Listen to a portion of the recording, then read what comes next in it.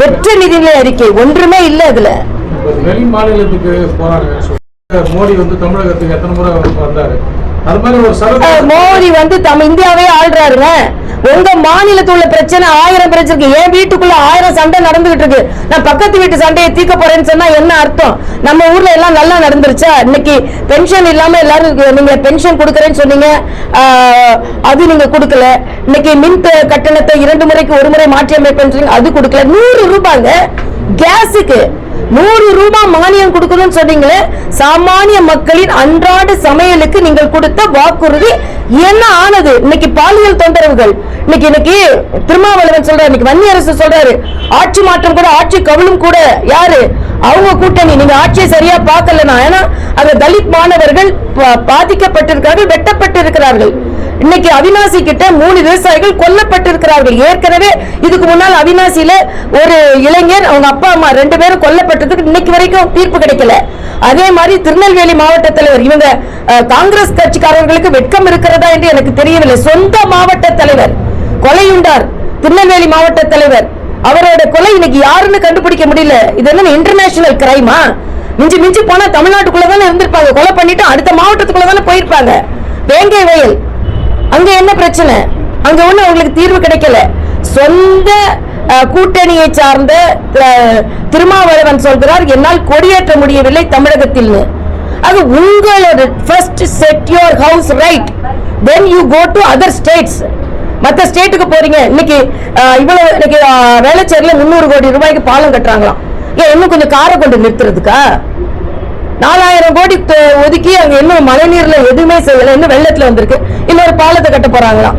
பாலம் கட்டினா அங்க கார் நிறுத்துறதுக்கான பார்க்கிங் பாலமா அது ஆக போகுது.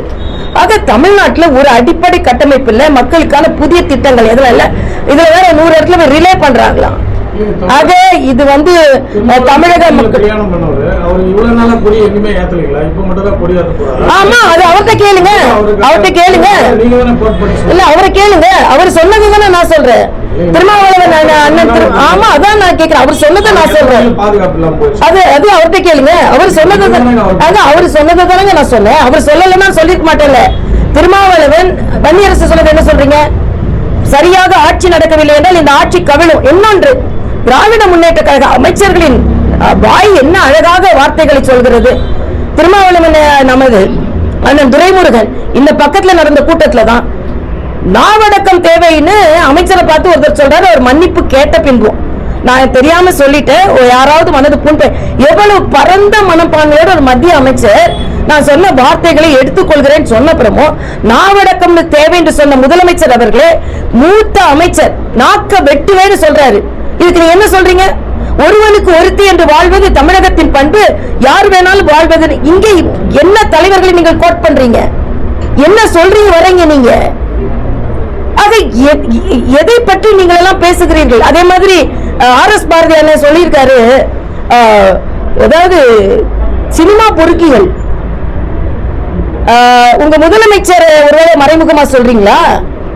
முதலமைச்சரை சொல்றீங்களா, இல்லைன்னா உங்க தாத்தா எது வசனம் எழுதினாங்களே அந்த சினிமாவை சொல்றீங்களா? அது யார வேணுமானால் நீங்க எப்படி வேணாலும் பேசலாம். அப்ப உங்களுக்கு நாவடக்கம் வேணுமா வேண்டாமா? என்ன அமைச்சர்கள் எல்லாம் ஏன் இப்படி பேசுகிறார்கள் என்று எனக்கு தெரியவில்லை. நல்ல தமிழ், நல்ல வார்த்தைகள், நல்ல தமிழில் பேசுங்கள். கலைஞரை நான் இன்னைக்கு சொல்றேன், கலைஞர் இன்னைக்கு இருந்திருந்தா அவர் வேற மாதிரி முடிவு எடுத்திருப்பாரு.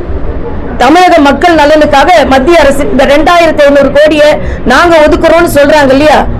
மத்திய அரசு கொடுக்க தயாராக இருக்கும் பொழுது, அதே மாதிரி விஸ்வகர்மா திட்டத்துல 8 லட்சம் பேருக்கு மத்திய அரசு கொடுக்க தயாராக இருக்கும் பொழுது, இன்னைக்கு 8 லட்சம் கோடி கடன் வாங்கியாச்சு. நீங்க உங்க பாக்கெட்ல இருந்து எடுத்து கொடுக்குறீங்க. கடன் வாங்கி தமிழக மக்கள் மத்தியில தலையில சுமையை ஏத்துறீங்க. ஏற்கனவே 8 லட்சம் கோடிக்கு வட்டி கட்டி கொண்டு இருக்கிறோம். ஆக முற்றிலுமாக தோல்வி அடைந்த நிர்வாகம் என்பதை நான் வெளிப்படையாக குற்றம் சாட்டுகிறேன். மாநில தலைவர் சொன்னது மாதிரி இந்த மது ஆலை ஊழல் எப்படி டெல்லி தெலுங்கானாவில் எதிரொலித்ததோ அதே போல தமிழகத்தில் எதிரொலிக்கும். இதற்கான ஆர்ப்பாட்டமும் நடைபெறும். பிளே ஸ்டோர் மற்றும் ஆப் ஸ்டோரில் இருந்து பாலிமர் செயலியை QR கோட் மூலம் பதிவிறக்கம் செய்யுங்கள். செய்திகளை உடனுக்குடன் பெறுங்கள்.